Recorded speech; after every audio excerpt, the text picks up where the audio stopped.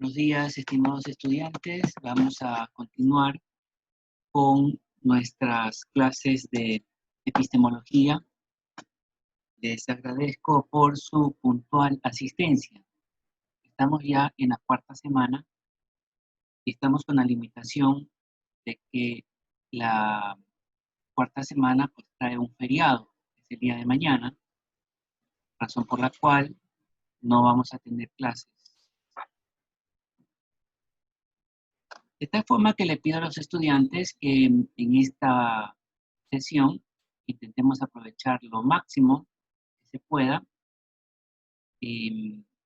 con la colaboración pues, de ustedes para avanzar adecuadamente los contenidos que están planificados de acuerdo al plan analítico para esta cuarta semana.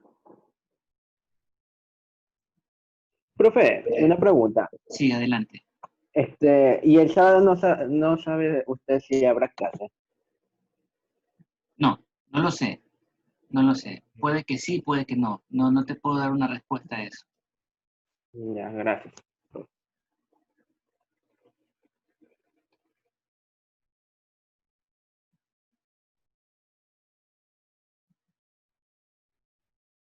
Hemos revisado la semana anterior 3 filósofos de la modernidad: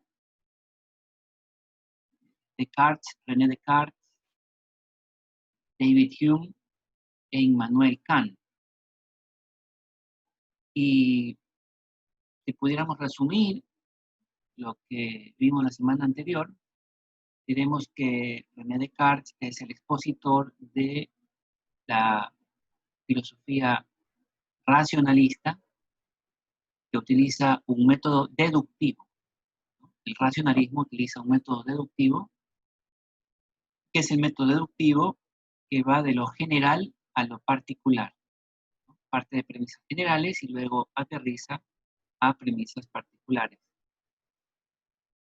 La otra propuesta, el empirismo, nace con Francis Bacon, pero su principal exponente es David Hume. El empirismo utiliza el método inductivo. El método inductivo parte de lo específico y va hacia lo general. Algo muy importante que identificar en estas dos posturas, podríamos decir antagónicas en primera instancia, es que los racionalistas se fían de la razón, del cerebro, de la capacidad de pensar, las ideas, del pensamiento, de lo abstracto. En cambio, los empiristas valoran mucho mejor los sentidos, ¿no? Los 5 sentidos que pueden percibir lo concreto, ¿no? Lo que existe, lo que se puede ver, lo que se puede tocar, lo que se puede oler, lo que se puede sentir. En ese sentido, los racionalistas prefieren lo abstracto, los empiristas lo concreto. Ayer a través del grupo, ¿no? El grupo que tenemos en WhatsApp, les pude compartir un documento bueno, 2 documentos de hecho, ¿no? El primer documento que les he compartido ayer es un documento de Baldo Mendoza, que se llama ¿Cómo investigan los economistas? Un documento escrito, publicado, editado en la Pontificia Universidad Católica del Perú. El segundo documento son unas fotocopias del texto de Félix Castaño, que se llama Entender la economía, perdón, de Héctor Castaño, Entender la economía, una perspectiva epistemológica y metodológica. De este segundo libro, del libro de Héctor Castaño, vamos a hacer una revisión bastante rápida, precisamente porque el texto de Castaño es un texto resumido, digamos así. Entonces, nos va a permitir identificar en lo concreto, en lo específico,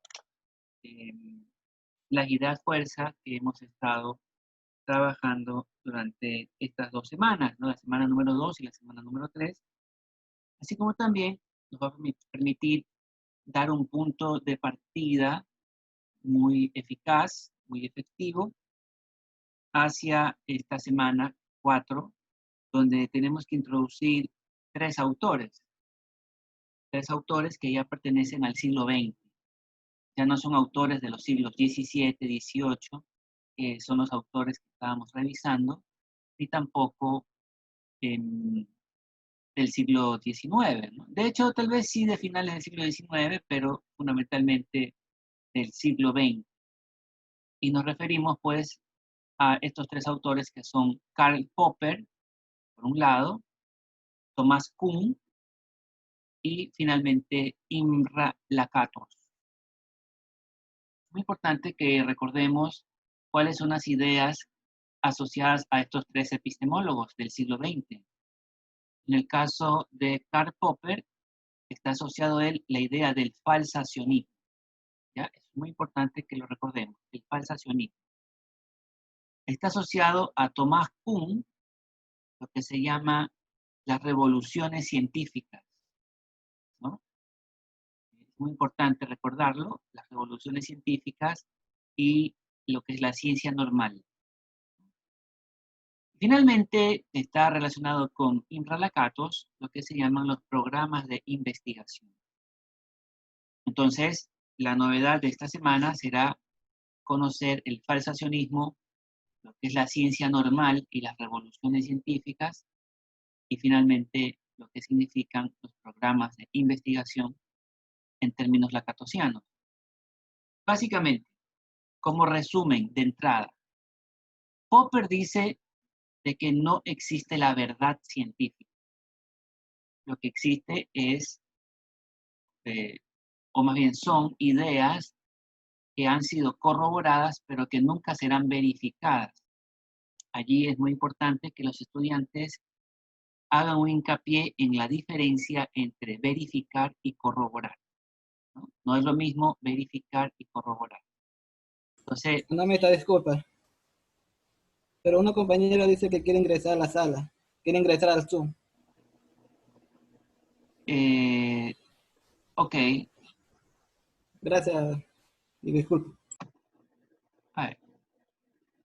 Sí, tienes razón, hay algunos estudiantes. Te agradezco por esa observación. Hay algunos estudiantes que estaban pendientes.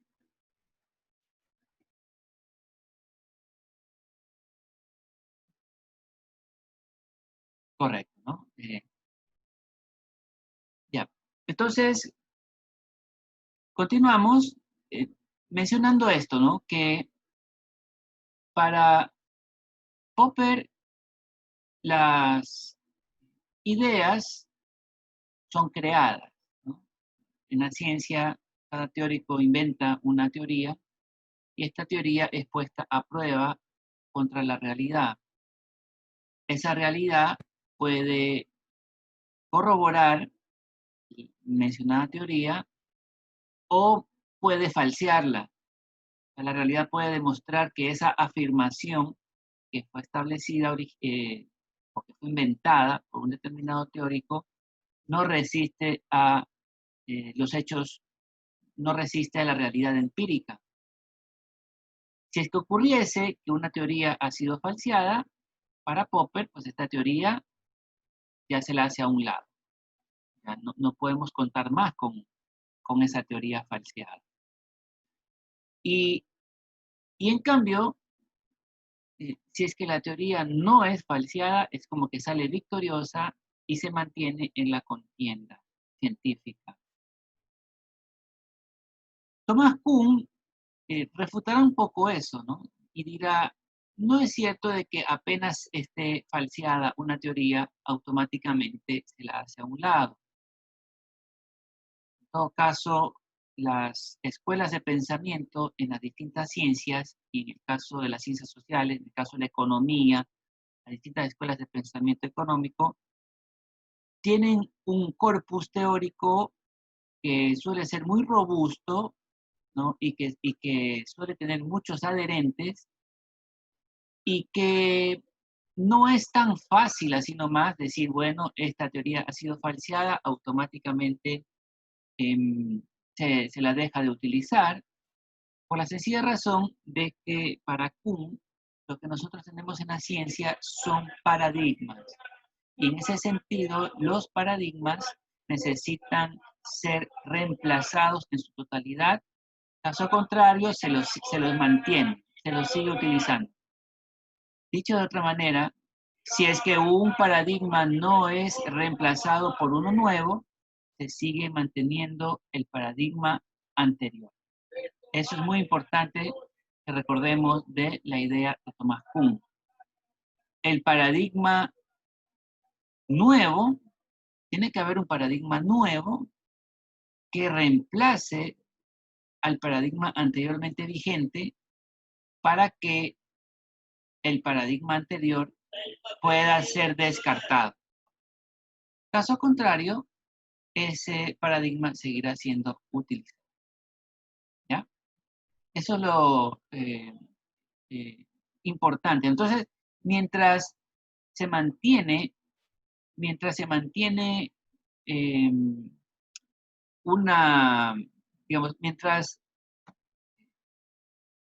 el paradigma dominante todavía no ha sido reemplazado completamente por un paradigma nuevo, ¿no? Una especie de interregnum. A esta situación, Kuhn la denomina la crisis de paradigma, ¿no? Las crisis de paradigma. Es decir, que el paradigma anterior no termina de morir y el paradigma nuevo no termina de nacer.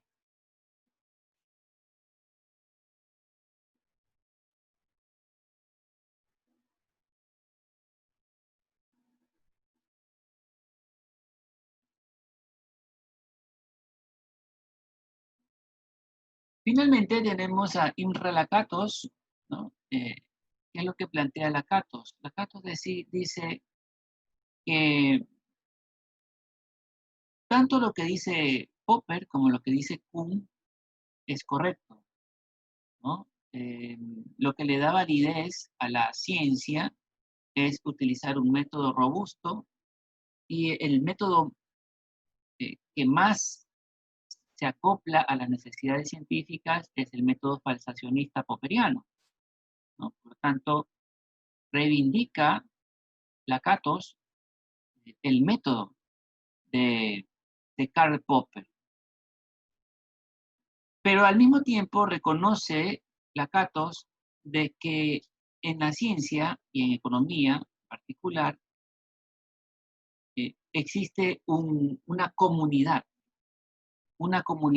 de científicos sociales, de economistas, estudiosos de la economía, que no están dispuestos así nomás a que una vez que se haya falseado su cuerpo teórico, automáticamente lo boten a la basura, ¿no? O lo descarten en su totalidad. Entonces, ¿qué es lo que plantea como solución? Dice, vamos a aceptar ambos, ¿no? Entonces, dice Lakatos que hay un núcleo teórico fuerte en términos kuhnianos, ¿no? Que las comunidades científicas no están dispuestas así nomás a que sea descartado. Sin embargo, sí existe encima de ese núcleo teórico lo que denomina Lakatos un cinturón protector, el cual lo constituye una serie de ideas complementarias a ese núcleo teórico, las cuales las comunidades científicas sí están dispuestas a permitir que sea falseado. Es decir, las comunidades científicas no rehúsan utilizar el método falsacionista popperiano, pero ese falsacionismo se lo utiliza fundamentalmente sobre el núcleo, sobre el cinturón protector. En cambio, el núcleo, como tal, permanece siempre protegido, ¿no? Y ese núcleo no es falseado así nomás. ¿Ya? Entonces, de esa manera, logra Lakatos plantear que en economía en concreto existen distintas escuelas de pensamiento económico, cada una de ellas con su propio programa de investigación, lo cual es coherente con la idea que queremos plantear desde este curso, ¿no? No hay una única verdad económica, ¿no? Y ya veremos luego, y precisamente esa es una de las razones por las cuales les pedí que también les he provisto del texto de Waldo Mendoza, porque precisamente en una de las páginas del texto de Waldo Mendoza se rescata la idea de Caldwell de que no existe la verdad científica, ¿no? De acuerdo pues a la tradición, a esta tradición del siglo XX, ¿no? Epistemológica del siglo XX. Es decir, ya cuando se sale de la maldición platónica. Y en esta semana, por lo tanto, ya estamos fuera de la maldición platónica, ya no estamos más con el fundamento de autoridad, ni con el fundamento racionalista, ni con el fundamento empirista, ¿no? Sino que luego de que con Immanuel Kant se logró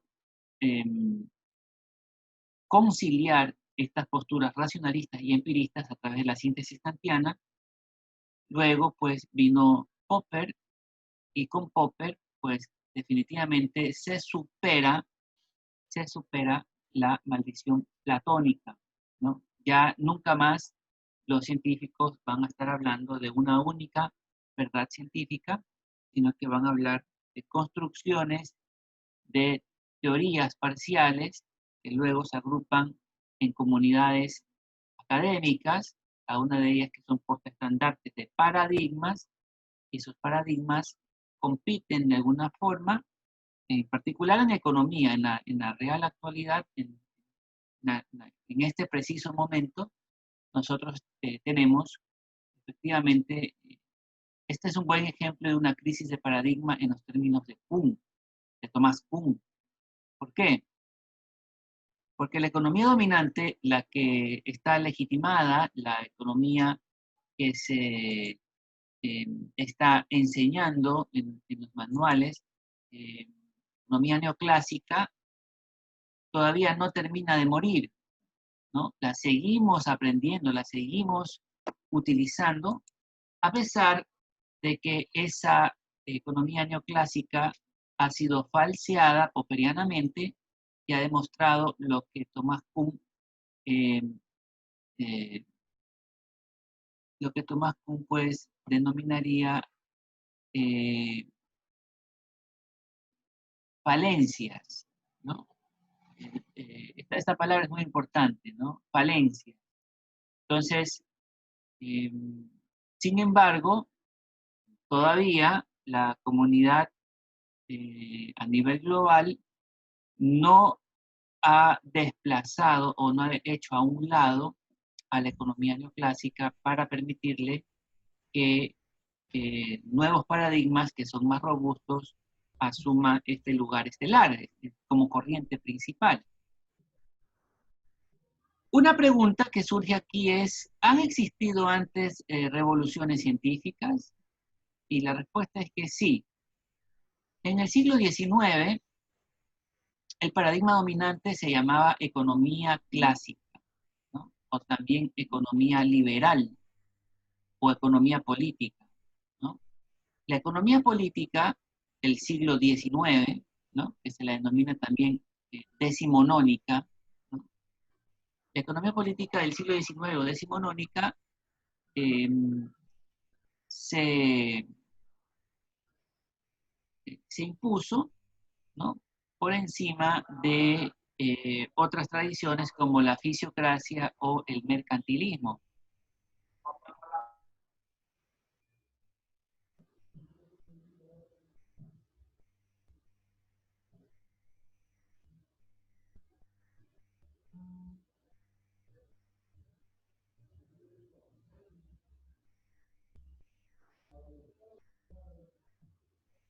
Inclusive en el propio siglo XIX, en el continente europeo, existieron otras posturas.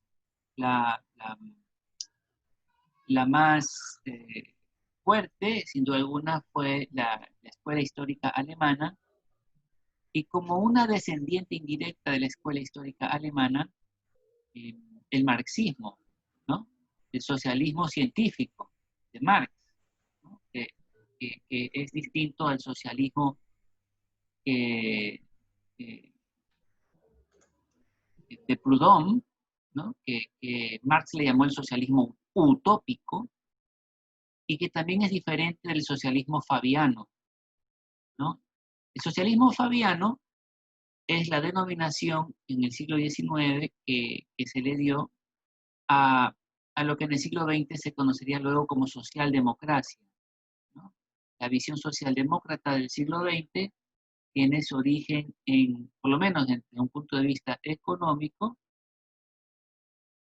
eh,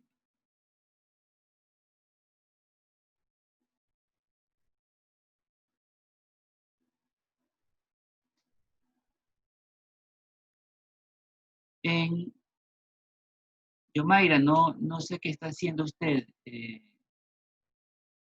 pero le pido que no lo vuelva a hacer, ¿no?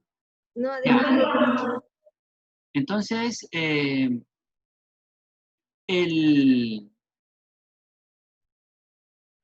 siglo XIX plantea estas tres posibilidades, ¿no? Y la que más se conoce, claro, es el socialismo científico, ¿no? De Marx. Eh, pero, a pesar de que hubieron distintas teorías y paradigmas que quisieron competir con la economía política clásica, finalmente la que se mantuvo fuerte fue esta economía política clásica, fundamentalmente británica. Y esto duró todo el siglo XIX. Pero a finales del siglo XIX, con los aportes de los teóricos Gibbon, Marshall y Walras, la economía marginalista, neoclásica, empieza a posicionarse de una manera más fuerte, y entonces empieza a disputar esta, eh, esta posición dominante que tenía la economía clásica, ¿no? Y finalmente, el propio John Stuart Mill, que fue el último de los grandes economistas clásicos, reconoció en sus últimos escritos, en sus últimos libros, que la economía clásica había caído en decadencia. Entonces, esa decadencia de la economía clásica, ¿quiénes la estaban disputando? Y decía, bueno, si está en decadencia la economía clásica, alguien tiene que reemplazarla. Entonces, se disputaron a través de algo que se llamó la método Strike en Europa. Se disputaban, por un lado, los economistas austriacos del siglo XIX, ¿no? Que eran también defensores del libre mercado, y los marxistas, ¿no? Ya Marx había escrito el primer tomo del Capital, y pues había sido un éxito, un fenómeno, ¿no? Es decir, el primer libro que reivindica a los trabajadores como los creadores de la riqueza, y que por lo tanto merecen los frutos de esa riqueza generada. Y también pues está como tercera posibilidad la economía neoclásica. Entonces, en esta competencia entre los austriacos, los marxistas y los neoclásicos, finalmente termina triunfando la economía neoclásica, ¿no?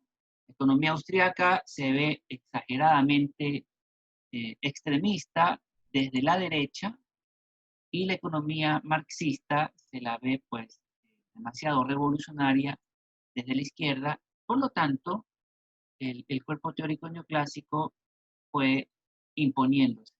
Ya, entonces aquí hablamos de una revolución científica, ¿no?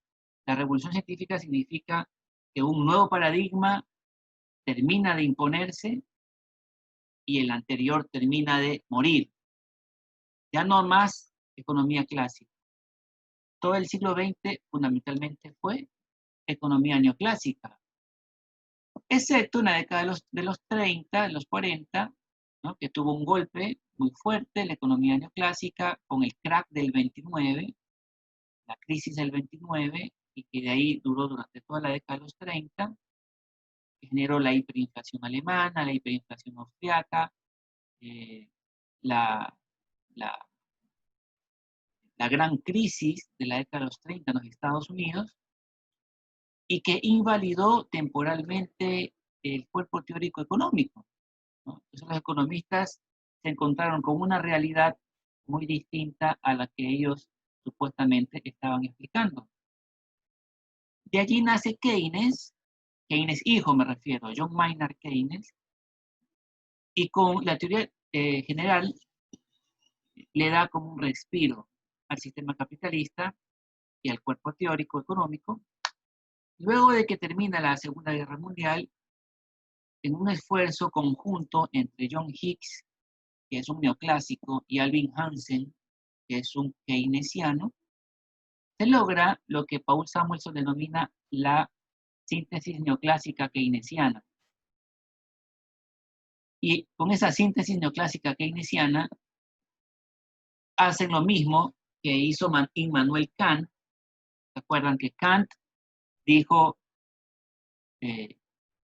Descartes y Hume, ustedes que parecen contrarios, ambos tienen la razón, ¿no? ¿Se acuerdan? Eso dijo Kant. Y he dicho hoy, al inicio de la clase, que Lakatos hizo lo mismo entre Popper y Kuhn. Hizo una síntesis de los dos, ¿no? Popper, tú también tienes razón, igual que tú, Kuhn. Y lo mismo, pues, hizo Samuelson, ¿no? Samuelson dijo los neoclásicos tienen la razón y los keynesianos también. Y ahí es donde nace la macroeconomía, ¿no? Y entonces la salida interesante que da la síntesis neoclásica keynesiana es que Keynes es válido para la macroeconomía y que la economía neoclásica es válida para la microeconomía, ¿no? Y luego, pues, desde la década de los 50 hasta la década de los 70, la economía permanece como una ciencia normal, ¿no?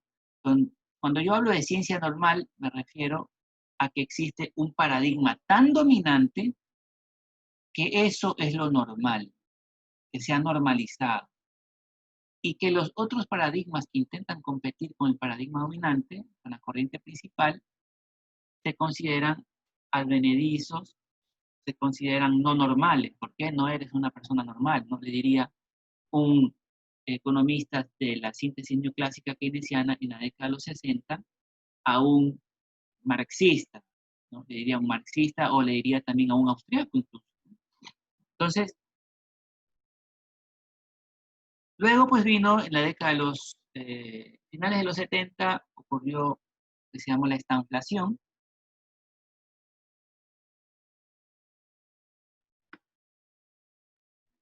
Y con esta inflación, pues, la síntesis neoclásica keynesiana nuevamente se debilita, y ahí aparecen, como el keynesianismo se debilita, aparecen los neo-keynesianos y los nuevos clásicos que salvan a la macroeconomía. Entonces, la macroeconomía, digamos, la economía neoclásica, que es nuestra corriente principal, ha tenido sus resquebrajamientos. Sin embargo, ante eh, eh, ante esos problemas, ha sabido encontrar formas como ir tapando esos huecos, digamos así, ¿no? O como superando esas aparentes anomalías, ¿no?, que les he mencionado. La palabra clave en Kuhn es la palabra anomalía. Sin embargo, la gran anomalía insalvable de la economía neoclásica sucedió en la década de los 90 en el mundo subdesarrollado y en la primera década del siglo XXI, concretamente en el año 2008, en el mundo desarrollado. En la década de los 90 del siglo XX, el neoliberalismo hizo crisis generalizada en todos los países del tercer mundo.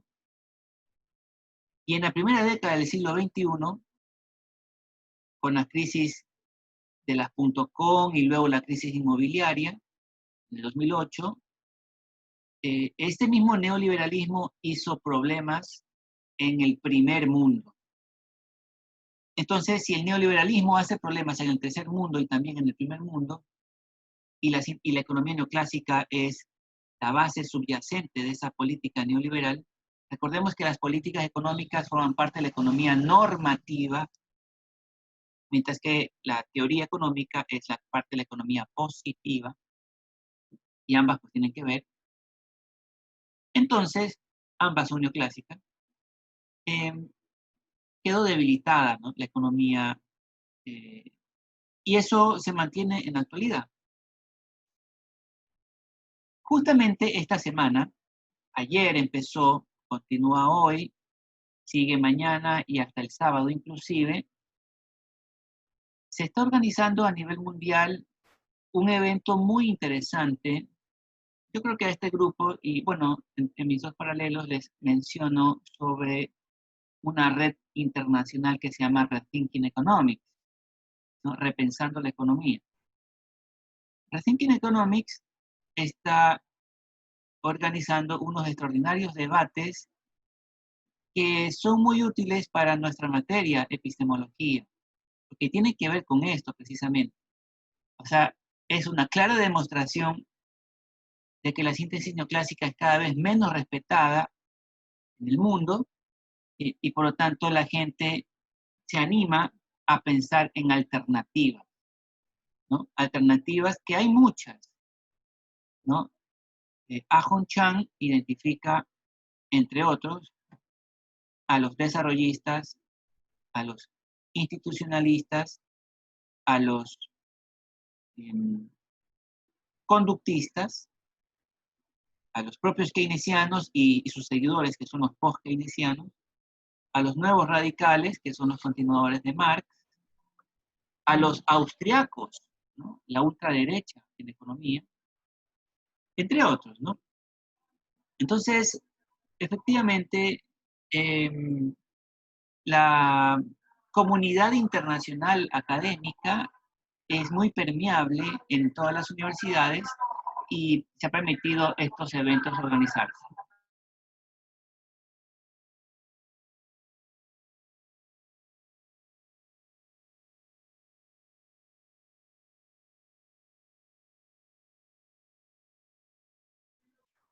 Entonces, yo utilizaría mucho de estos videos y les invitaría a participar en estos eventos. Desafortunadamente, tal vez para nosotros que somos un país hispanohablante, estos eventos son en inglés, ¿no? Pero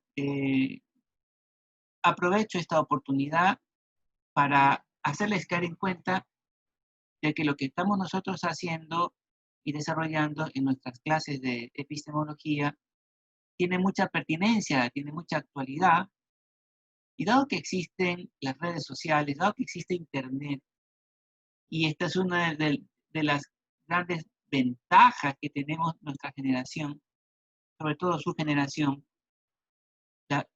En Ecuador existe la ley de la juventud. La ley de la juventud dice que son jóvenes las personas que tienen menos de 30 años, ¿no? Si ustedes tienen menos de 30 años, ustedes son jóvenes.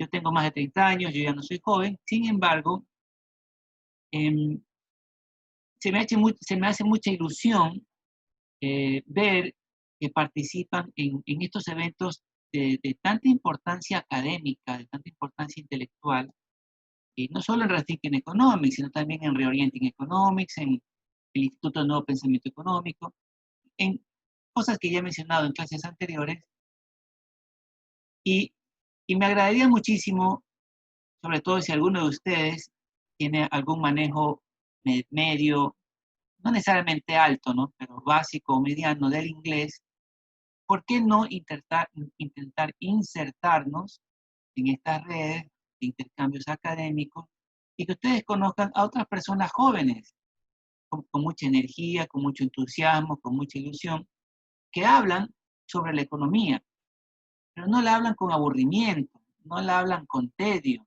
no, no es que son mártires de la educación universitaria. Son personas entusiastas, entusiasmadas, ¿no?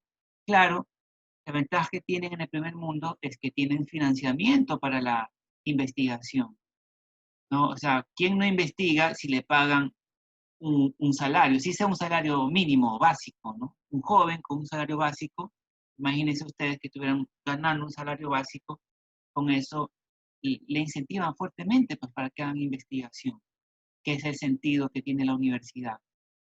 Entonces, un poco como que si nos llegásemos a conectar, yo estoy haciendo mis primeros acercamientos con ellos, ¿no? Por ejemplo, me han preguntado qué les estoy enseñando a mis estudiantes, ¿no? Aquí en Ecuador, ¿no? Y entonces yo les estoy compartiendo mi plan analítico, ¿no? Estas clases, ustedes ven que yo las subo no solo a OneDrive, sino que las subo a YouTube para que eh, los compañeros del resto del mundo en algún momento, por alguna razón, quisieran vernos, pues pudieran acceder a los videos. ¿Ya? Entonces, de mi lado, pues hay una intención de una proyección a mediano o largo plazo sobre estas bases epistemológicas, construir profesionales muy competentes que dominen la teoría, ¿no? Y como menciona el texto de Castaño, que no seamos simples tecnócratas, ¿no? Sino que estemos a la altura del reto, de la coyuntura, pero sin olvidar que se necesita un contexto histórico también, ¿no? Entonces, mencionado esto, eh, pues estamos en un contexto muy interesante, ¿no? Se discute de epistemología, se discute de revoluciones científicas, se tiene mucha expectativa del sur.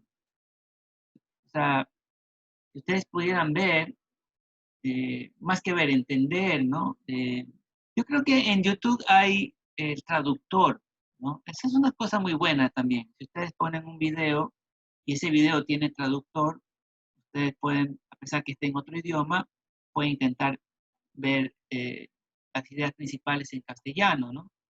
Estos videos de Thinking Economics eh, incluso están disponibles, ¿no? Si ustedes entran a través del Facebook y buscan a esta comunidad y se descargan, hay videos que hablan de la enseñanza de la economía, ¿no? Teaching in Economics. Y precisamente América del Sur ha tenido, o sea, nosotros a veces no somos profetas de nuestra tierra, pero en Colombia y en Chile, eh, estos, estas investigaciones de carácter epistemológica han avanzado muchísimo, ¿no? Y en enseñanza de la economía también. Eso sí, esos papers que están en castellano, eso sí los pretendo que ustedes los lean para estar, porque están en español, ¿no? Para estar muy claros en la película, pero más o menos le adelanto, a pesar de que uno tiene una idea de que Chile, los Chicago Boys y los neoliberales forman parte de la hegemonía, es muy curioso que los chilenos tienen repartido 33%, 33%, 33% entre estudiosos de los neoclásicos, de los marxistas y de los desarrollistas. O sea, el 33% de los chilenos estudia a Marx, a pesar de que uno podría decir si el socialismo ya fracasó, si el socialismo solamente lo único que trae es miseria, ¿no? Que es lo típico que nos plantea la propaganda antisocialista, ¿no? Pero el 33% de los chilenos, jóvenes me refiero, menos de 30 años, tienen mucha curiosidad por entender eh, las corrientes neomarxistas, los neorradicales, sobre todo aquellos bajo la idea del ecosocialismo, ¿no? El ecosocialismo de John Bellamy Foster, por ejemplo, es muy atractivo porque en este contexto que nos tocará vivir a ustedes también, del cambio climático, ¿no? De esta subida de las temperaturas, ¿no? Es increíble, yo estaba leyendo hace unas 3 semanas que en el Polo Norte se ha llegado a las temperaturas de 28, 29, 30 grados. en el Polo Norte, donde en el Polo Norte siempre hace frío, donde siempre hay hielo. Ya han tenido temperaturas en este verano cercanas a los 30 grados centígrados, ¿no? O sea, es un derretimiento del permafrost, o sea, de ese hielo permanente, eh, a, a- a grandes toneladas métricas, digo yo, ¿no? Y, eh, perdón, toneladas métricas no sería, porque se mide en masa, metros cúbicos, ¿no? Una gran cantidad de metros cúbicos, hectómetros cúbicos podría ser, de hielo, se hace agua, ¿no? Y por lo tanto, pues esto implicará que al haber más agua en los océanos, inevitablemente las ciudades van a subir los niveles del mar, ¿no? Y las ciudades que están más cerca de la costa van a terminar inundándose, ¿no? Y configurando lo que se llama los refugiados ambientales, ¿no? De acuerdo a la ACNUR, no solamente hay refugiados por temas de guerra, sino también por temas de crisis ambientales. Entonces, los ecosocialistas tienen una teorización muy interesante de, para hacer frente al cambio climático, ¿no? Y esto le ha llamado mucho la atención de los chilenos, ¿no? Y bueno, claro, también una parte muy importante estudia lo que es el desarrollismo, las corrientes institucionalistas, etcétera. ¿Ya? Entonces, eso por un lado. Y en Colombia hay una muy buena revista, es la revista de Economía Institucional. Es una revista que a mí me parece fantástica. ¿Por qué? Porque los avances teóricos que se publican en inglés, la revista de Economía Institucional los traduce al español. Entonces, uno puede revisar con un rezago de apenas 6 meses lo último y lo bueno que se ha publicado en inglés traducido al castellano, ¿no? Entonces, esta revista que es publicada por la Universidad Externado de Colombia, la Universidad Externado de Colombia es una universidad privada, es una universidad particular, o sea, no es una universidad pública financiada por el Estado, es una universidad pagada, ¿ya? Y que sin embargo, pues tiene una apertura muy interesante, muy científica, muy propia de la ciencia, hacia las distintas corrientes novedosas, ¿no? Entonces, uno puede ver que en la economía, en la revista Economía Institucional, hay artículos de los últimos premios Nobel, ¿no? Y uno se sorprende porque uno dice, ¿y qué hace Marx aquí? ¿Por qué están hablando del marxismo en la revista de Economía Institucional? Y luego, ¿y por qué están hablando de los economistas austriacos? Si esa es la ultraderecha, está en el otro lado. O sea, hablan de la ultraizquierda y luego de la ultraderecha. Es que precisamente la universidad es universalidad de pensamiento, ¿no? Y acepta las distintas posturas, pero siempre haciendo un análisis contextualizado y crítico, ¿no?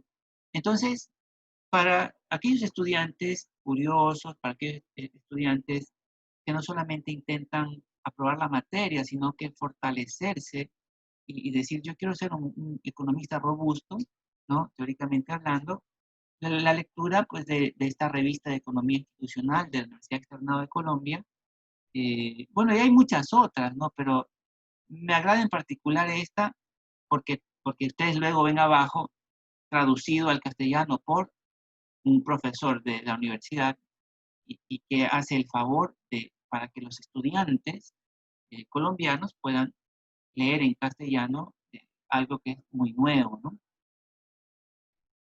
Ya, entonces, vamos dando lectura, estudiantes, a este texto de Castaño, Héctor Castaño. eh, eh, Me gustaría que me sigan, por favor. Voy voy a ver si lo puedo proyectar.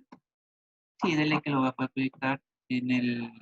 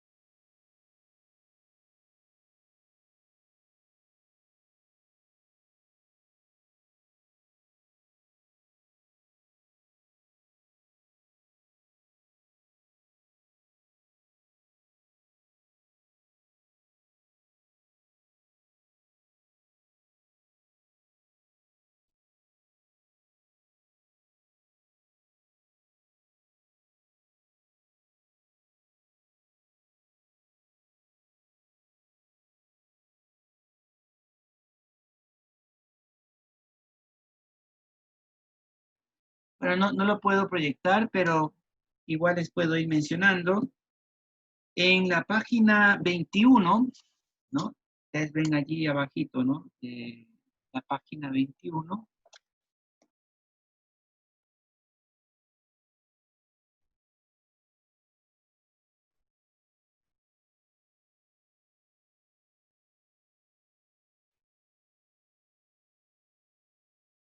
Sí, la página 21. De hecho, está, bueno, yo, como ustedes se dan cuenta, lo que les he compartido es, son mis fotocopias que de paso están subrayadas, ¿no? Por lo tanto, lo que les recomendaría allí es que utilicen tal vez un resaltador, ¿no? Sobre lo que considero que es clave, ¿no? Que es importante. En el segundo párrafo, ¿no? Donde dice cómo ha sido reconocido, yo quisiera que ustedes resalten la frase, la oración: el nacimiento de la economía política coincidió con la secularización de la ciencia, ¿ya? El nacimiento de la economía política coincidió con la secularización de la ciencia. ¿Qué significa la secularización de la ciencia?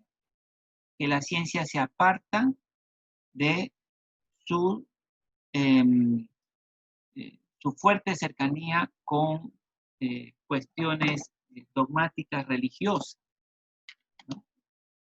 Yo les había dicho semanas anteriores que en Edad Media las bibliotecas básicamente estaban en las abadías, ¿no? En las abadías, con los abades, ¿no? Abades. Entonces, acá ya las bibliotecas no tienen nada que ver con las iglesias, de hecho están más bien relacionadas con las universidades, y las universidades pues son laicas, ¿no? Más abajito en ese mismo párrafo dice, y podrían también, por favor, hacer, resaltar, ¿no? Este proceso de laicización de la ciencia en lo referido a la economía política llegó a su culminación en el siglo XVII al recibir la influencia de la filosofía justnaturalista, del empirismo inglés y del racionalismo cartesiano.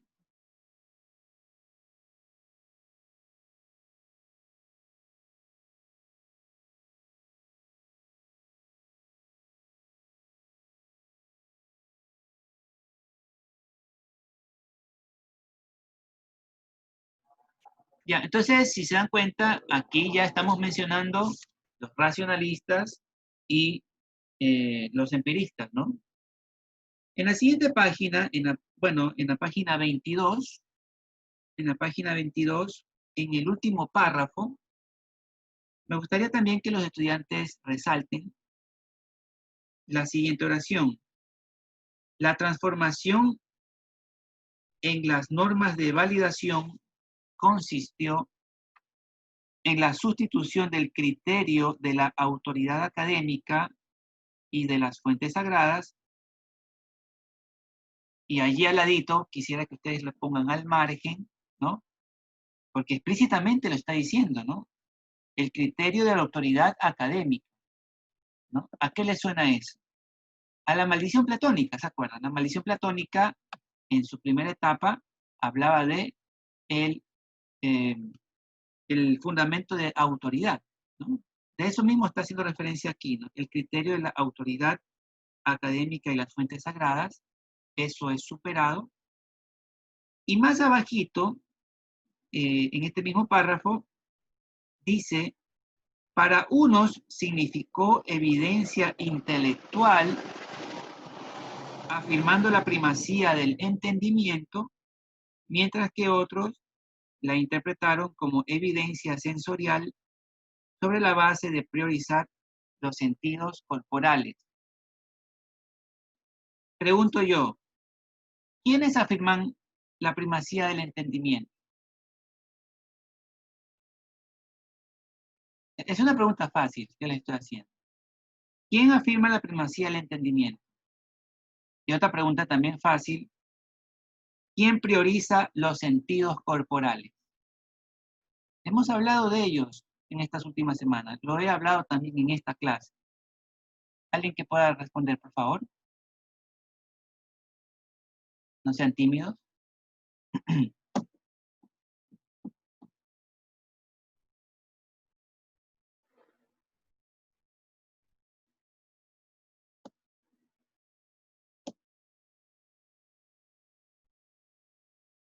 No me creo que nadie pueda responder esto. Empiristas y racionalistas, ¿no? Exactamente. A ver, en primer lugar, a ver, ¿quién me contestó? Yo. A ver, Briseida. A ver, Briseida, no apagues tu micrófono. Entonces, ¿quién afirma la primacía del entendimiento? Los empiristas. No, del entendimiento, del entendimiento. Ah, los racionalistas, entonces. Los racionalistas, claro, porque es la razón, el entendimiento. Mientras que, ¿quiénes priorizan los sentidos corporales? Los empiristas. Los empiristas, ¿no? O sea, los 5 sentidos, los empiristas, ¿no? La razón, el entendimiento, lo intelectual, los racionalistas, ¿no? Es muy fácil, estimados estudiantes, ¿no? Hemos insistido en esto y claro, en la siguiente página, en la página 23, dice en el penúltimo párrafo, el empirismo enfatizó el momento de la empiria, de lo particular, el punto de vista de las partes, o sea, el polo de la diversidad, procurando a partir de esta derivar la unidad. El racionalismo, en cambio, priorizó el momento teórico, lo universal, el punto de vista de la totalidad, lo que significa el polo de la unidad en detrimento de la universalidad. Eso también podrían, por favor, resaltar. Les pido que lo resalten porque sin duda alguna, pues estos son temas que vamos a introducir en el examen, ¿no? Por cierto, antes de que me olvide, quisiera mencionar que en la plataforma del curso está planteado un tema de discusión basado en el texto de Mark Blauck. El texto de Mark Blauck también está en los documentos de esta unidad número 2 y vamos a tener que leer el capítulo primero del libro de Mark Blauck para poder responder las preguntas de ese tema de discusión, ¿no? Que habla pues del principio de simetría y del principio de asimetría, ¿no? Son dos principios, el de simetría de Empel y Oppenheim y el principio de asimetría de Popper, ¿no? Y Popper plantea pues que es asimétrica la verificación y la falsación. Entonces, la respuesta a eso, ustedes lo van a dar hasta este domingo, ¿no? Hasta este domingo, y en base a eso, es una respuesta individual que, sin embargo, al ser parte de un foro, todo el mundo la va a poder ver, ¿no? Esto no significa que los últimos estudiantes van a copiar lo que respondieron los primeros estudiantes, ¿no? Sino que se va a empezar una discusión porque de ley que alguien se va a tener que equivocar en algo y los otros compañeros, pues, le van a corregir. La participación en ese sentido del foro no solamente registrar un escrito y enviar y ya está, sino también pues, revisar lo que otros han escrito, en el caso de que hayan contradicciones,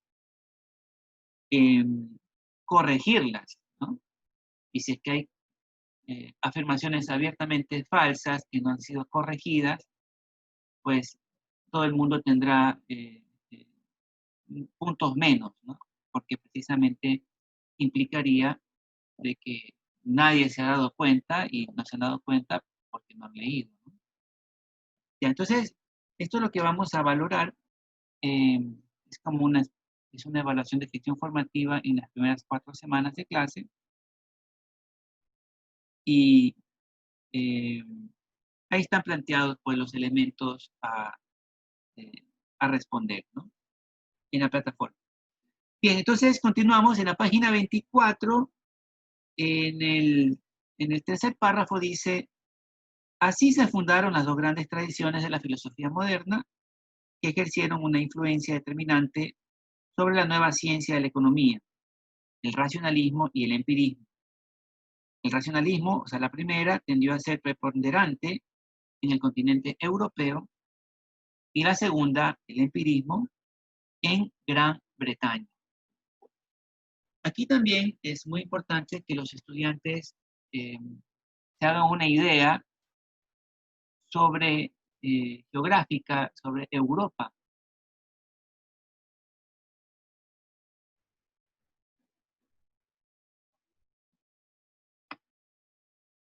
Europa es un continente y separado del continente europeo,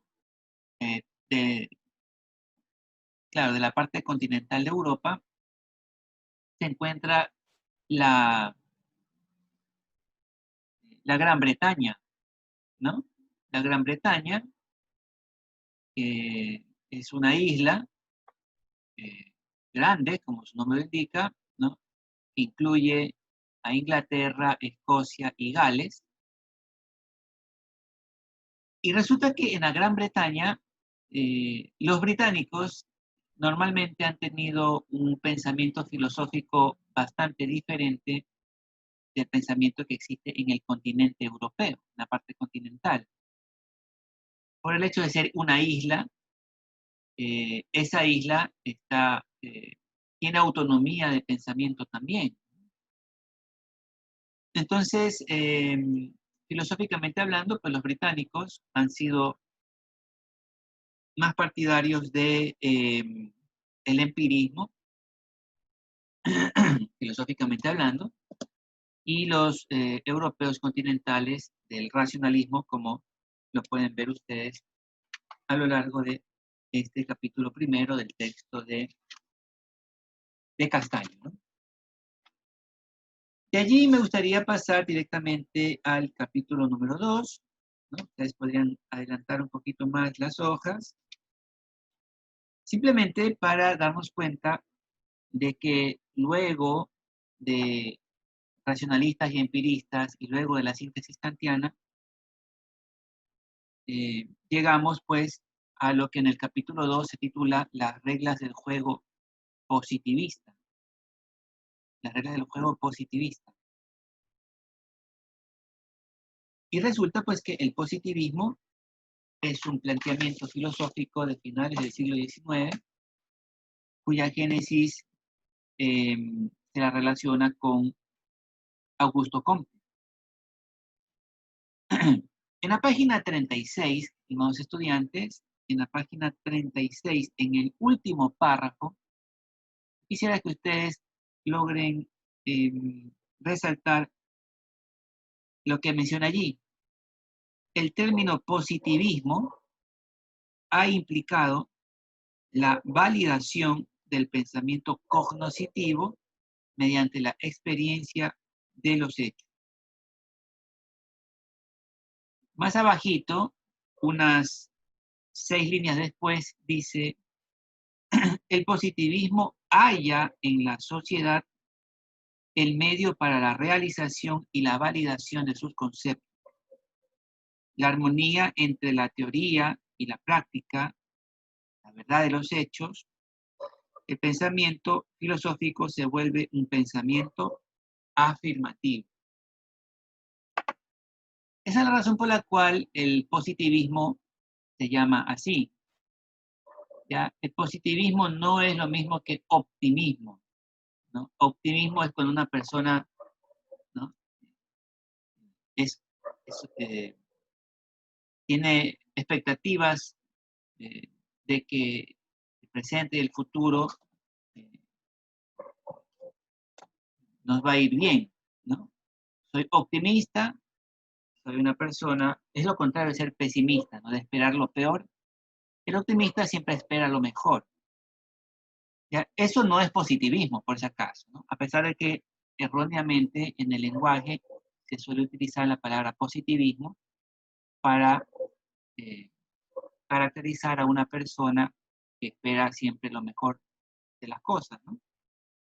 El positivismo recibe su nombre porque las afirmaciones, porque tiene un pensamiento afirmativo, porque hace afirmación. Por eso se llama positivismo, porque hace pensamientos afirmativos. Es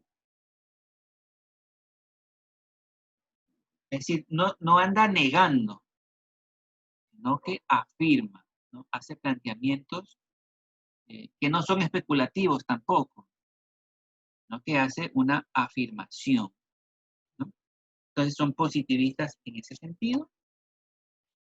Y en la página 38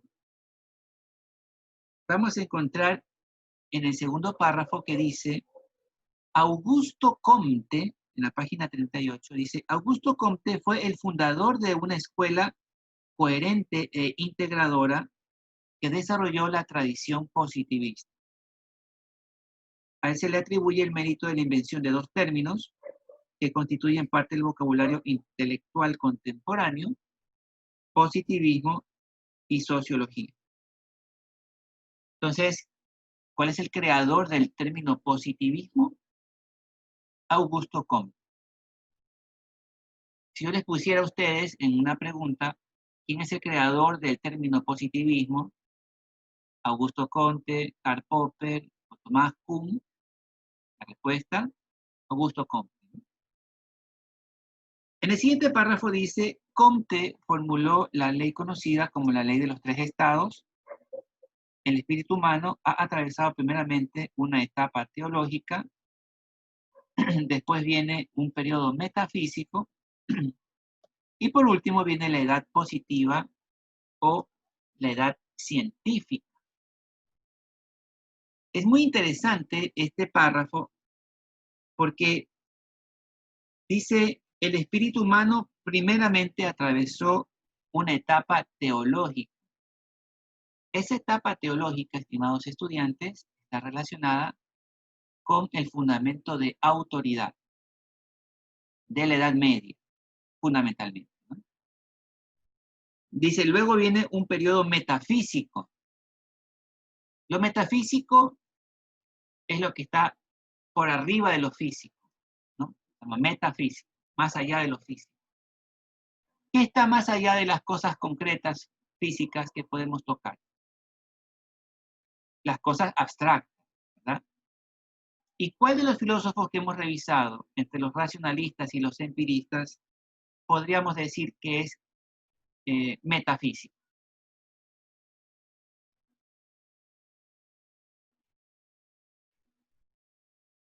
¿Quiénes son metafísicos? ¿Los racionalistas o los empiristas? ¿Descartes o Hume? ¿Quién sería metafísico? Descartes. Exactamente. No, sería Descartes, ¿no? Metafísico es que no está haciendo referencia a lo concreto, a lo que se puede tocar, a lo físico que se puede tocar, sino a lo metafísico, a las ideas, ¿no? A lo abstracto. Efectivamente, el periodo metafísico, y ahí lo dice, ¿no? Que explica los hechos por abstracciones. Entonces, claro, pues Descartes pues, fue una persona que hizo abstracciones. Y finalmente dice una edad positiva o científica.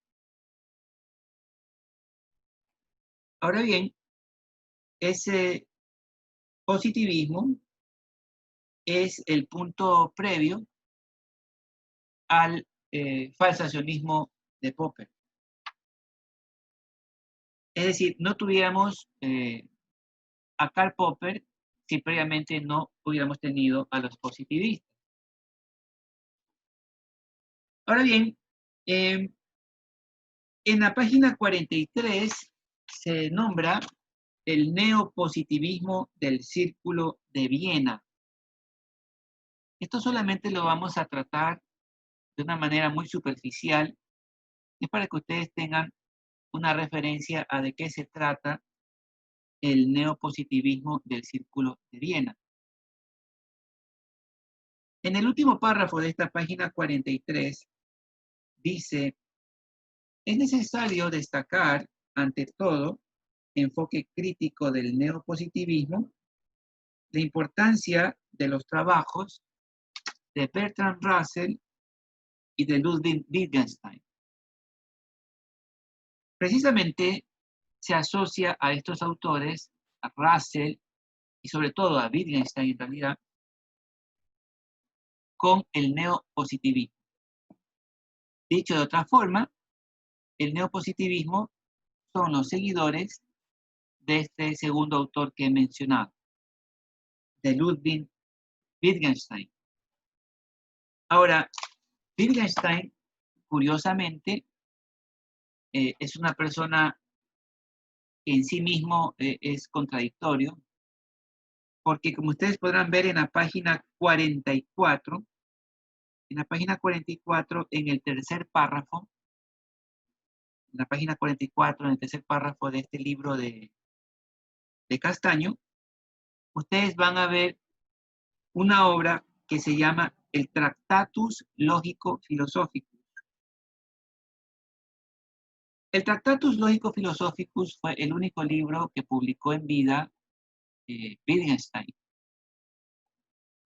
Lo publicó cuando era relativamente joven, y luego de publicarlo, una serie de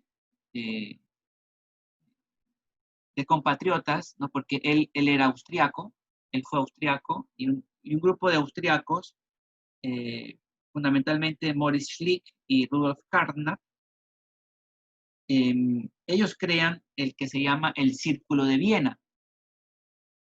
Los nombres aparecen en la página 45, en el primer párrafo. Ustedes ven en el primer párrafo, dice: sin pretender establecer las coordenadas precisas de surgimiento del neopositivismo, desde el punto de vista de la historia de la filosofía, es necesario, no obstante, señalar que este surgió en la década de los 20 en Viena, en torno a la figura de Moritz Schlick. ¿Ya? Entonces podrían simplemente subrayar el nombre de Moritz Schlick. Y en la siguiente línea dice Rudolf Carnap, Otto Neurath, Karl Menger, Kurt Gödel y Herbert Fiege. Todos ellos, todos los que he nombrado, desde Moritz Schlick hasta Herbert Fiege, todos ellos formaron parte del Círculo de Viena. Y ese Círculo de Viena son los seguidores de Wittgenstein, ¿no? Después de que Wittgenstein publicó su libro, el Tractatus Lógico-Philosophicus. Ahora, ¿por qué yo digo que es contradictorio Wittgenstein? Wittgenstein publica un libro, el Tractatus. Como consecuencia de ello, un poco de sus exalumnos y amigos contemporáneos forma el Círculo de Viena como para hacerle barra al Tractatus, ¿no? Y como para profundizar el estudio, ¿no? Y darle interpretaciones. Y a pesar de ello, Wittgenstein, luego de algunos años, se arrepiente de su libro y se convierte en el principal crítico de su libro, el principal crítico del Círculo de Viena, que tiene a sus principales seguidores. O sea, no sé si captan lo que estoy diciendo, ¿no? O sea, él escribe un libro, tiene sus fans, digamos así, después se arrepiente de lo que dice su libro y cuestiona su club de fans, ¿no? Al Círculo de Viena. Es muy curioso. Y luego tuvo un segundo club de fans, pues, ¿no? Obviamente, que estaban de acuerdo con sus críticas a su primer libro, y a ese segundo grupo él le compartió una serie de escritos. Ese segundo grupo se llama de la filosofía analítica. Y el primer grupo se llama el grupo del neopositivismo, ¿no? Entonces, finalmente se muere Wittgenstein y sus seguidores de segunda generación publican las meditaciones filosóficas de Wittgenstein, que es pues el texto de la filosofía analítica, ¿no? Entonces, es muy curioso porque un mismo personaje es el origen de dos planteamientos filosóficos contradictorios. En el primer caso, Wittgenstein dice que el lenguaje es la clave y que por lo tanto el lenguaje determina a las personas, diría Wittgenstein en su primera generación. Y luego, ya en la segunda, cuando él critica el Tractatus Lógico-Filosófico, él dice que los usos del lenguaje son como juegos del lenguaje, dice, ¿no? Entonces, deja de ser tan riguroso o tan estricto con las reglas del lenguaje como había sido en la primera vez, y más bien pues se vuelve un profundo postmodernista en esta segunda generación, ¿no? O sea, el Wittgenstein de segunda generación es fundamentalmente postmoderno, es un Wittgenstein postmoderno, y el Wittgenstein de primera generación hace planteamientos interesantes sobre la importancia del lenguaje. Y en ese sentido, él rescata pues el tema de la lógica, ¿no? De la lógica, porque originalmente Wittgenstein había sido un seguidor de Bertrand Russell, que fue un gran lógico. La última línea de la página 44 tiene una frase que yo quisiera que ustedes subrayen de Wittgenstein, que dice: los límites de mi lenguaje forman los límites de mi mundo. Los límites de mi lenguaje forman los límites de mi mundo. Es decir, si algo no lo puedo expresar en una palabra que está en mi idioma, eso me limita. Es decir, aquí, como ustedes se pueden dar cuenta, Wittgenstein le da un valor muy fuerte al lenguaje. De cualquier manera, lo que nos interesa aquí en epistemología es recordar la diferencia que hace Wittgenstein entre decir y mostrar, ¿no? Y Wittgenstein dice que solamente la ciencia, solamente en las universidades los científicos hacen afirmaciones, dicen cosas, ¿no? Afirman, ¿no? Como los positivistas. En cambio, las demostraciones son tautologías, decía Wittgenstein.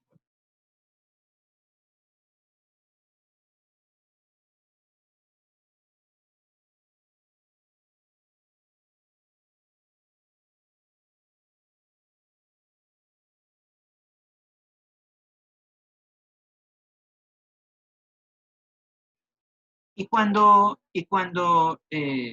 Wittgenstein plantea eso, obviamente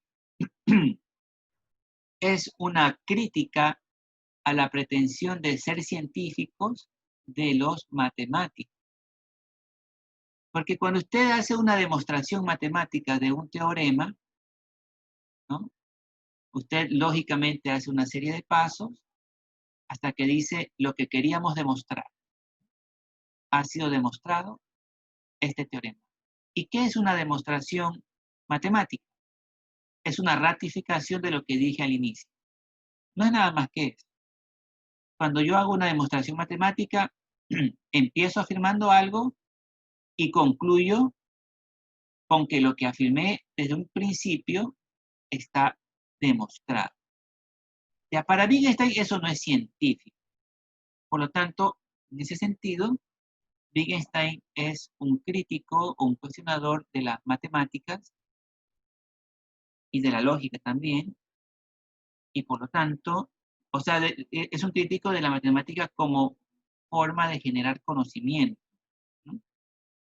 Y en ese sentido, pues es un crítico de los racionalistas. Ustedes deben de recordar, estimados estudiantes, que los racionalistas les gustan las matemáticas. A los empiristas, en cambio, les gusta las estadísticas, ¿no? Yo les dije eso semanas anteriores y lo ratifico. Y lo repito porque a veces uno piensa y dice, ¿y de qué me sirve esto? ¿De qué me sirve aprender estadística? ¿O de qué me sirve estas matemáticas, estas derivadas o esta geometría analítica? ¿No? Y precisamente la epistemología nos ayuda a dar la conexión, ¿no? Las matemáticas son fundamentalmente deductivas y por lo tanto son racionalistas. La estadística, en cambio, es inductiva y por lo tanto es empirista. Entonces, cuando ustedes vean a un profesor de estadística, ustedes están viendo a un protoempirista. Y cuando ven a un profesor de matemáticas, aunque capaz el profesor no lo sepa, están viendo a un proto-racionalista. Bien, el capítulo 3 es el que me interesa. De la página 57 en adelante, tenemos el racionalismo crítico. Y aquí aparece nuestro amigo Popper, Karl Popper.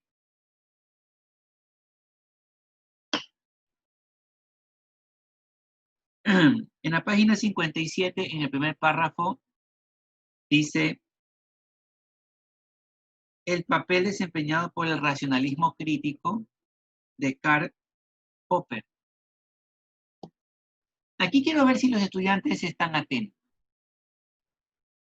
Vamos a ver las posibilidades de que aprueben o no la materia, ¿no? Con esta pregunta que les voy a hacer.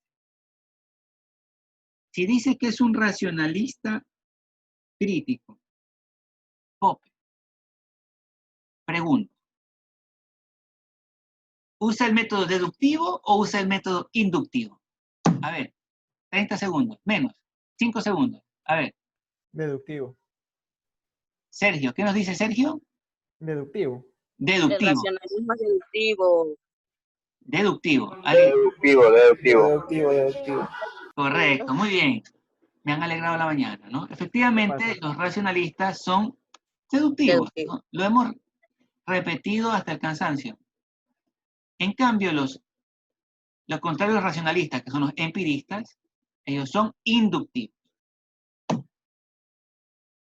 ¿Qué nos dice? Bueno, ustedes van a tener como tarea la lectura de estos 3 capítulos. Hoy solamente he mencionado unas cuantas líneas, unas cuantas ideas fuerza, pero les voy a pedir que lean los 3 capítulos primeros pues, del texto de Castaño. Ustedes se van a dar cuenta con la lectura del texto de Castaño que la economía política clásica del siglo XIX, es decir, Adam Smith, David Ricardo, Thomas Robert Malthus y Jean-Baptiste Say, fundamentalmente todos ellos fueron deductivistas. O sea, tal vez sin que ellos lo sepan, fueron seguidores de los racionalistas, o sea, de Descartes. ¿Ya? La economía, por lo tanto, nace en sus primeras etapas, excepto por William Petty, porque William Petty sí fue empirista. William Petty tal vez fue el único que utilizó el método inductivo. Pues de ahí el resto de los economistas del siglo XIX utilizó el método deductivo. Luego hubo un periodo específico, fundamentalmente influenciado por John Stuart Mill, en donde se propuso el empirismo. El empirismo de John Stuart Mill.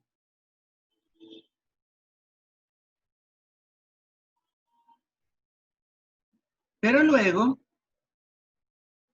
esto de una vez yo quisiera que también lo subrayen, ¿no? Porque está en la página 30. Regresemos un poquito, en la página 30. Es que si no le digo que lo subrayen, capaz que no lo leen. En la página 30, justo arribita de donde dice la síntesis kantiana, dice, en las 4 últimas líneas, dice, En el último cuarto del siglo XIX, el deductivismo en la teoría económica tuvo un punto de ascenso con la teoría marginalista y el análisis del equilibrio general, que introdujeron el cálculo diferencial y otras técnicas matemáticas dentro de la economía. Entonces, para que quede sumamente claro, estimados estudiantes, en el siglo XIX, en economía política clásica,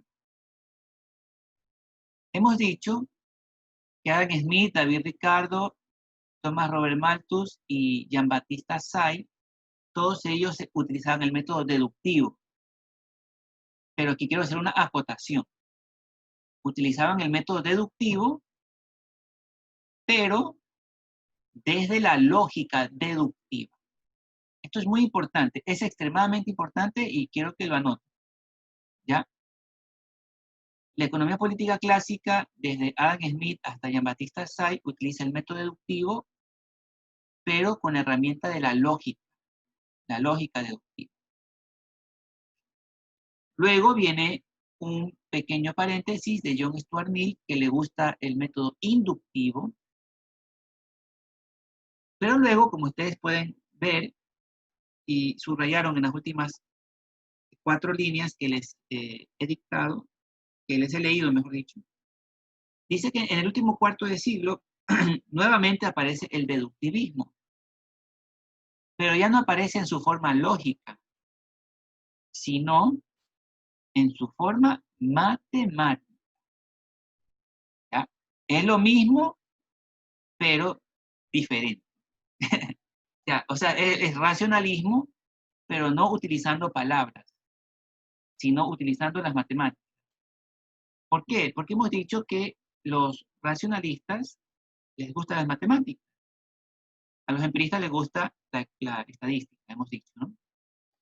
Entonces, toda esa introducción del cálculo diferencial, ¿no?, del análisis de equilibrio general, esas matrices y determinantes que ustedes aprenden en matemáticas, y el cálculo diferencial que aprenden en matemáticas, todo eso es consecuencia de que a estos señores, los llamados marginalistas, se les ocurrió utilizar las matemáticas en la economía. ¿Ya? Entonces, tienen que tener ustedes sumamente claro que hay que agradecerle, o echarle la culpa si es que no les gusta, a los marginalistas por el uso del cálculo y de las matemáticas en la economía. Es decir, antes de los marginalistas no se usaba matemáticas en la economía. Leer un libro de economía era leer un libro que tenía un montón de párrafos llenos de palabras. Luego de los neoclásicos, leer un paper de economía es leer un documento que está lleno de ecuaciones. O sea, dejamos de tener párrafos de palabras a tener párrafos de números, de ecuaciones, de Y gorro, de Y prima, de alfa, beta, gamma, epsilon, etc. ¿No? Una infinita cantidad de símbolos matemáticos.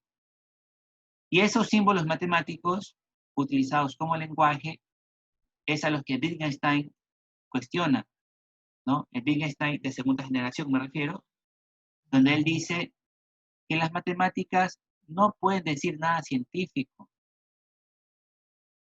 Lo que se puede decir científicamente es a través de la lógica, no a través de la matemática. En todo caso, lo que las matemáticas pueden hacer es mostrar, pero no decir, ¿no? Es muy importante la diferencia entre decir y mostrar que hace Wittgenstein al respecto, ¿no? Regresando al capítulo 3, tenemos pues que en el capítulo 3 tenemos lo que se llama la demarcación falsacionista, que empieza en la página 59. Ustedes revisan en la página 59. Empezamos a hablar del falsacionismo popperiano. Y desde allí, todo este capítulo, hasta la página 69, nos habla del método falsacionista, ¿no? Luego, en este mismo capítulo, desde la página 70 hasta la página 79, o sea, son casi 10 páginas, en cambio nos habla de Tomás Kuhn, ¿no? Que ya lo habíamos adelantado, y nos habla de los paradigmas y de las revoluciones científicas. Nos habla de lo que es la ciencia normal, de lo que es una revolución científica, lo que es una crisis, y luego pues aterriza a la economía, ¿no? Y finalmente, desde la página 79 hasta la página 88, nos habla de Lakatos, de la propuesta lakatosiana. Y en la página 82 está lo que yo les había adelantado, ¿no? Existe un núcleo central, dice en la página 82, existe un núcleo central, el cual nunca es falseado, y existe un cinturón protector. Ese cinturón protector es el que se somete al falsacionismo. Es decir, dicho de otra manera, en la página 82, ustedes podrían poner arribita de donde dice núcleo central. El núcleo central es la parte de Kuhn, la parte kuhniana de la propuesta de Lakatos. Núcleo central, eso es Tomás Kuhn. El cinturón protector, en cambio, eso es Popper. Eso es Karl Popper. El núcleo central tiene que ver con el paradigma, el cinturón protector tiene que ver con el falsacionismo, con la posibilidad de ser falseado. Entonces los programas de investigación falsean el cinturón protector, pero fortalecen el paradigma, o sea, el núcleo central. Bien, en realidad hemos avanzado en esta sesión, en esta hora y media. En realidad he hecho un abuso, ¿no? Porque normalmente se supone que tengo que hablar solamente 1 hora, o 1 hora y cuarto. En realidad lo estoy haciendo es porque mañana no tenemos clase. Entonces necesito, si no evacuar completamente la profundidad de la temática, por lo menos dejar un brochazo lo suficientemente eh,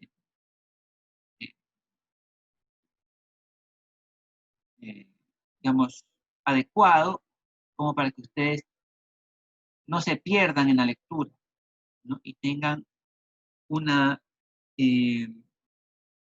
posibilidad de disfrutar los contenidos.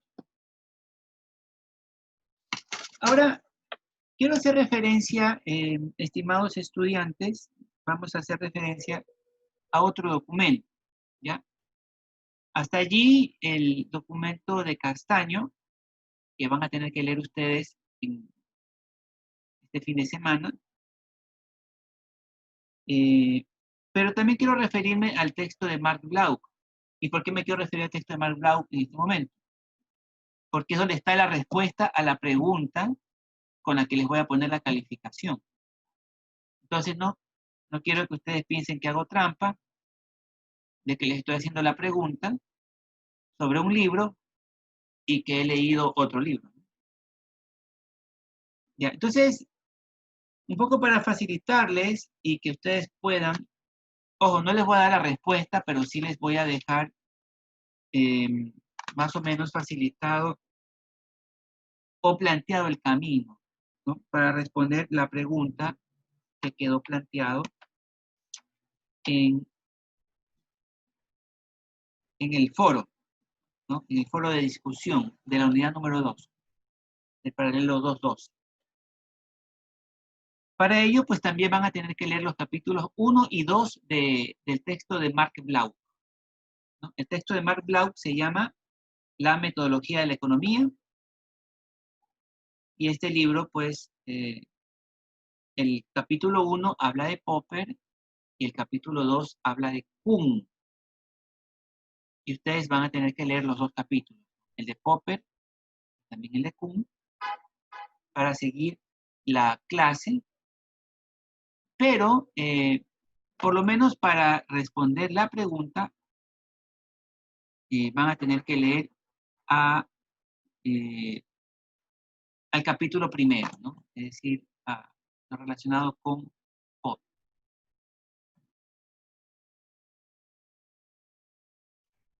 Bien, entonces, la primera pregunta hace referencia a la llamada tesis de simetría, ¿no?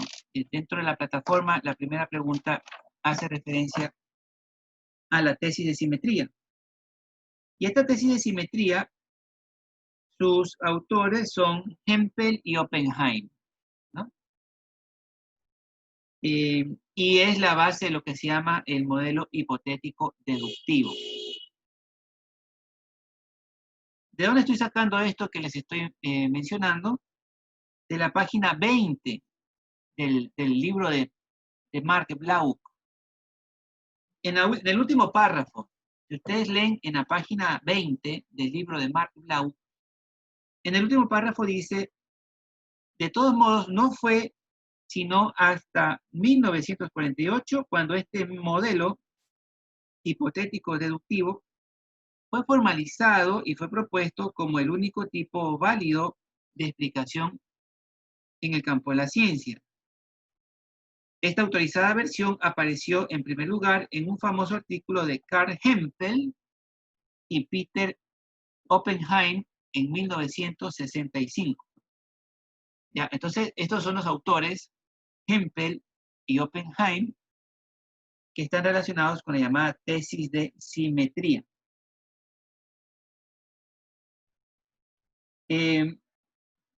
¿A qué se refiere la tesis de simetría? En concreto, es que para Hempel y Oppenheim es igual de fácil explicar que predecir. ¿Ya? Básicamente esa es la idea, ¿no? Explicar y predecir es lo mismo, solo que la explicación es respecto al pasado y la predicción es con respecto al futuro, según estos autores. Entonces, por lo tanto, para ellos, y aquí se plantea pues lo que se llama la ley de la cobertura. Las afirmaciones científicas pues son muy confiables, ¿no? Es una confianza que obviamente no comparte Popper, ¿no? Y Popper, más adelante, ¿no? El planteamiento popperiano, en cambio, empieza desde la página 29 del texto de Mark Blau. ¿Y qué dice el falsacionismo de Popper? El falsacionismo de Popper básicamente dice que existe una asimetría, o sea, lo contrario de la tesis de simetría, ¿no? Una asimetría en las posibilidades que tiene la ciencia entre verificación y refutación. Ese es el planteamiento principal de Popper. Por lo tanto, no es demasiado optimista Popper con respecto a la ciencia, como si lo fueron Hempel y Oppenheim, y más bien, él plantea un criterio de demarcación científico que luego pues lo amplía de una manera pues muy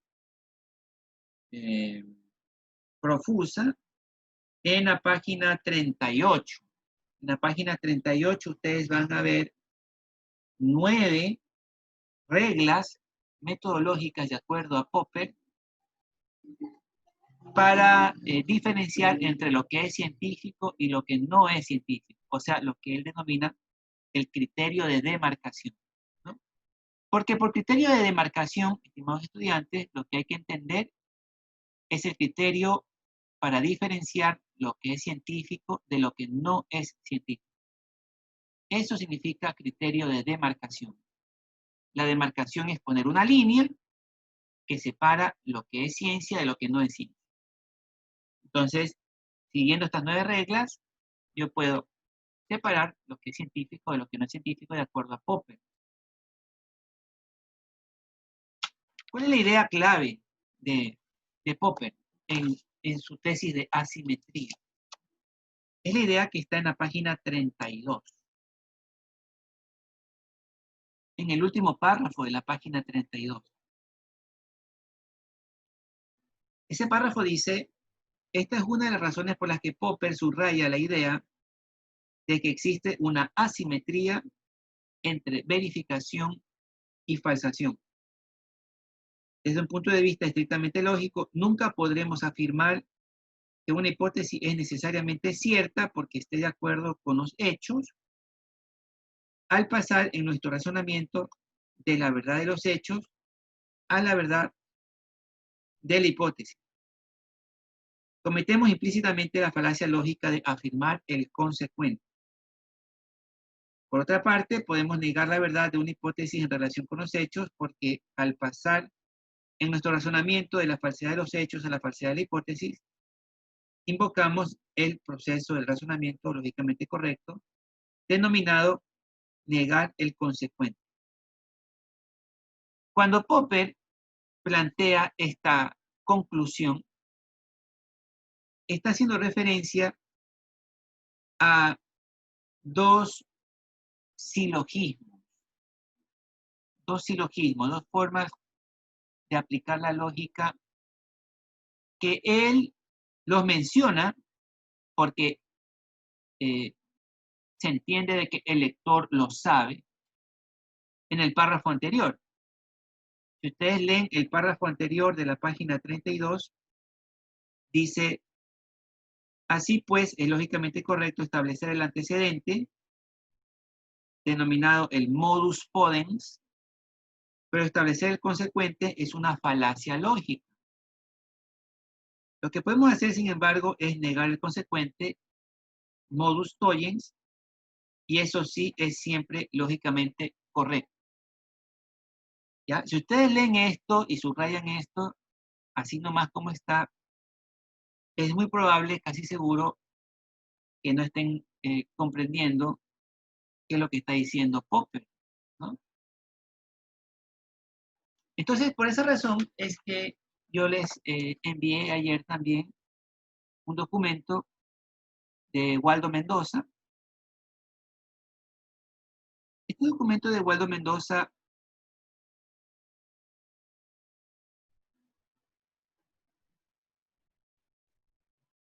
¿cómo explican los economistas, verdad? ¿Cómo investigan los economistas?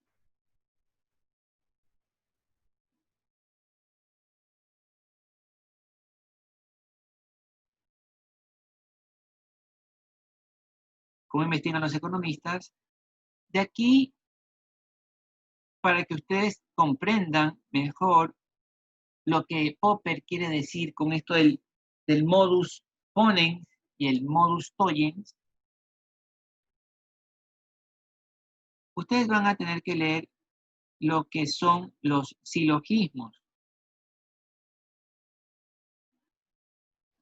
Y el silogismo está explicado, y ahí sí de una manera muy didáctica, por Waldo Mendoza, desde la página 24 hasta la página 32 de su libro. Es decir, de la página 24 a la página 32 del libro de Waldo Mendoza, se explica lo que son los silogismos, lo que es un silogismo ponendo ponens, y lo que es el silogismo toyendo toyens. que son los dos silogismos a los que se refiere también este texto de Mark Blau, ¿no? Cuando Karl Popper menciona el modus ponens y el modus tollens. Entonces, para decirlo en lenguaje natural, es imposible verificar, pero es sumamente fácil falsear. Por eso es que se llama principio de asimetría. La falsación es contundente y es fácil llegar a esa contundencia. En cambio, la verificación es agotadora y es siempre esquiva. Yo puedo tener a una teoría que pase por 1.000.000 de pruebas. O sea, la someto a prueba 1, 2, 3, 4, 5, 1.000, 1.000.000 de veces. 1.000.000 de veces estamos hablando de muchísimo, ¿no? Entonces diríamos, bueno, de acuerdo a los empiristas, si algo mantiene su regularidad y no hay evidencia en contrario, en distintas circunstancias posibles, pues se ratifica, ¿no? Sin embargo, en la prueba 1.000.001 resulta que se falsea dicha hipótesis. No importa que haya sido corroborado 1.000.000 de veces. Basta que haya sido falseado una vez para que esa única vez falseada pese más que el 1.000.000 de corroboración. Lo cual indiscutiblemente suena muy injusto. Porque uno dice, bueno, pero si ha sido corroborado 1.000.000 de veces y apenas fue falseado una sola vez, debería de pesar el 1.000.000 de veces de corroboración. Pero resulta que no. Entonces, por otro lado, si es que una persona dice, bueno, hemos corroborado esto 1.000.000 de veces, por lo tanto está verificada esta hipótesis y por lo tanto es verdadera, en realidad uno diría, no, jamás se verifica. A lo mucho se corrobora. Se corrobora que no ha sido falseada, pero nunca se acepta como verdadera. Seguramente cuando ustedes vean inferencia estadística, es una materia que no sé si es de segundo o de tercer semestre, es una materia que se llama inferencia estadística.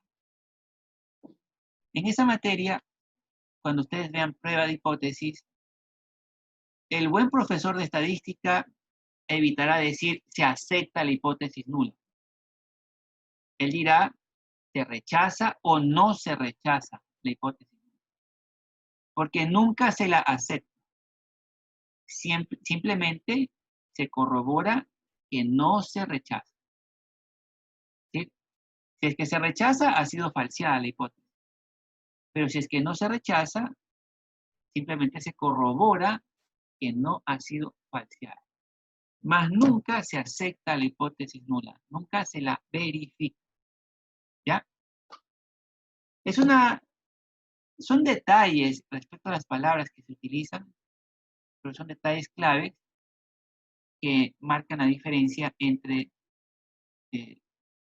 dar la respuesta correcta o equivocarse, ¿no? Y recuerden ustedes que en los aportes y los exámenes pues son objetivos, ¿no? Entonces, en conclusión, de acuerdo al planteamiento falsacionista, no hay verdades científicas, nunca se verifican las hipótesis, a lo mucho se las corrobora, se corrobora que no han sido falseadas, y el planteamiento de la asimetría radica en que necesito solo un caso falseado para falsear una hipótesis. En cambio, requiero de miles o hasta de millones de observaciones para seguir corroborando una hipótesis. Entonces, obviamente, es mucho más desgastante la corroboración, es esquiva la verificación y es mucho más rápida es la falsación. Bueno, He intentado a través de esta sesión dejar avanzado los puntos más importantes para que ustedes puedan resolver adecuadamente este foro que les he dejado planteado. Necesito que, estimados estudiantes, pues se esfuercen con la lectura de estos 3 textos, el de Castaño, el de Blau y también el de Mendoza, para que puedan tener una total claridad de la diferencia entre el falsacionismo de Popper y la visión de las revoluciones científicas de Thomas Kuhn. Si es que después de todas estas lecturas sienten que dominan esas diferencias entre el falsacionismo y la propuesta kuhniana de los paradigmas, que le va a ser mucho más fácil la comprensión de los programas de investigación científica de INRA Lakatos. Bien, entonces terminamos con esto nuestra 4ª y última semana. La semana que viene vamos a empezar a revisar a los economistas preclásicos. Ya vamos a meternos a economía propiamente dicha. Hasta ahora han sido 4 semanas bastante esforzadas de filosofía de la ciencia para ingresar a la epistemología de la economía propiamente dicha. En este caso, pues vamos a revisar la semana que viene a los mercantilistas, a los fisiócratas, ¿no? Mercantilistas y a los fisiócratas. Y vamos a ver también a los dos principales autores que utilizaron la frase economía política en sus libros. Me refiero a Antoine de Montchalin y también a John Stewart, ¿no? A John Stewart. Los dos los vamos a revisar la semana que viene. Vamos a seguir profundizando estas categorías de la filosofía de la ciencia y espero, pues, estimados estudiantes, que ustedes mantengan la disciplina en el estudio de esta materia. Esta materia que, sin duda alguna, es complicada, no digo que no lo sea, pero que es muy práctica, porque no hay nada más práctico que una buena teoría. Una buena teoría impide que una persona se le engañe, ¿no? Es fácil palabrear a alguien que no tiene sólidos sus fundamentos teóricos, ¿no? Y en este sentido, pues, incluso estamos hablando de cuestiones metateóricas, ¿no? Cuestiones metodológicas, y esto es muy importante. Muy bien. Muchas gracias, estudiantes, por su puntual asistencia. Respondan, por favor, lo planteado en la plataforma.